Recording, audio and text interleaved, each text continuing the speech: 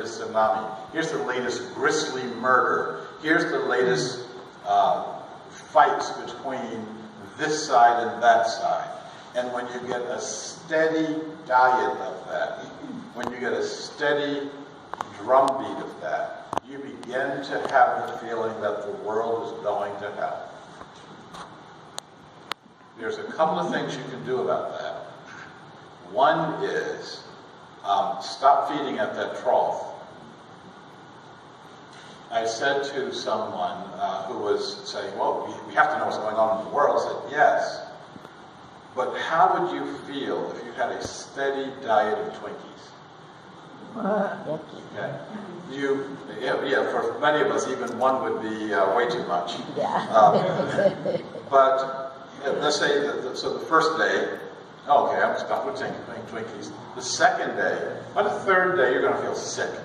And by the end of the month, you're going to be sick. And that sickness spreads, especially since it seems that it's so normal because everybody's doing it. What we have to do is learn how to feed ourselves in a superior way.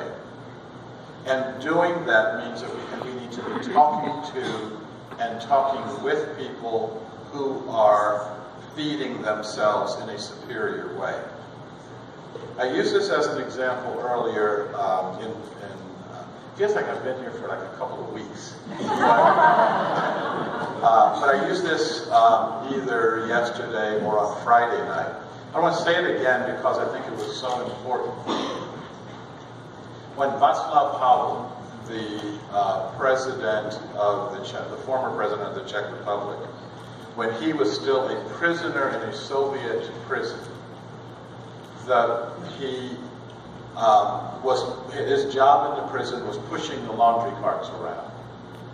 And when he was pushing the carts around, he came across another prisoner, someone he didn't know was in there, a fellow political dissident, a fellow signer of Charter 77. Charter 77 was like the Czech Declaration of Independence, and it was just a very simple document, and it said, we can govern our country better than the Soviets can. Wow, that's so radical it should put you in prison. So he's pushing his laundry cart around, he sees another prisoner pushing his laundry cart, and they have 10 minutes to talk to each other. What do they talk about for those 10 minutes?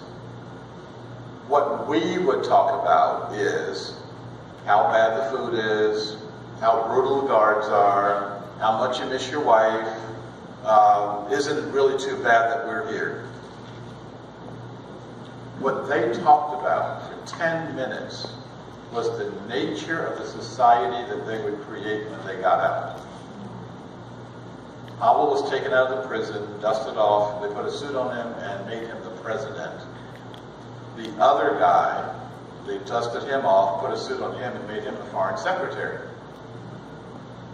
So, when we have the right questions, when we engage in the right conversation, we can transform our moral and our spiritual landscape. If we get caught up